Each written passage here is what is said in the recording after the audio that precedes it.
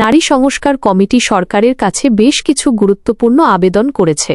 তাদের প্রধান আবেদনগুলো হল: অভিন্ন পারিবারিক আইন, ধর্ম নির্বিশেষে সকল নারীর জন্য বিয়ে, তালাক, উত্তরাধিকার এবং ভরণপোষণের ক্ষেত্রে সমান অধিকার নিশ্চিত করার জন্য একটি অভিন্ন পারিবারিক আইন প্রণয়ন করা, অভিভাবকত্ব ও প্রতিপাল্য আইন সংশোধন।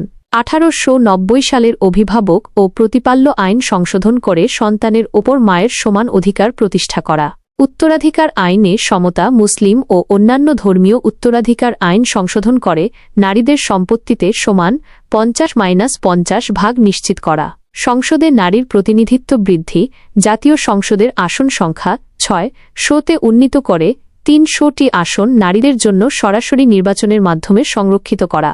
বৈবাহিক ধর্ষণকে অপরাধ হিসেবে গণ্য করা।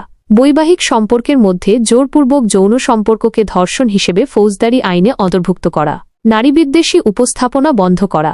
গণমাধ্যমে নারীর অবমাননাকর উপস্থাপনা এবং নারীবিদ্বেষী বক্তব্য ও ছবি পরিবেশন থেকে বিরত থাকা। যৌনকর্মীদের অধিকার নিশ্চিত করা। যৌনকর্মীদের শ্রমিক হিসেবে স্বীকৃতি দিয়ে তাদের শ্রম আইন অনুযায়ী সকল অধিকার নিশ্চিত করা। এই সুপারিশগুলোর কিছু বিষয় নিয়ে বিতর্ক সৃষ্টি হয়েছে এবং এর বৈধতা চ্যালেঞ্জ করে হাইকোর্টে রিটও দায়ের করা হয়েছে। রিটে এই সুপারিশগুলো ইসলামী শরীয়ত, ধর্মীয় অনুভূতি এবং সংবিধানের সঙ্গে সাংঘর্ষিক বলে উল্লেখ করা হয়েছে এবং এগুলো বাস্তবায়নের ওপর স্থগিতাদেশ চাওয়া হয়েছে। পাশাপাশি এই বিষয়গুলো পর্যালোচনার জন্য বিশেষজ্ঞ কমিটি গঠনের নির্দেশনাও চাওয়া হয়েছে।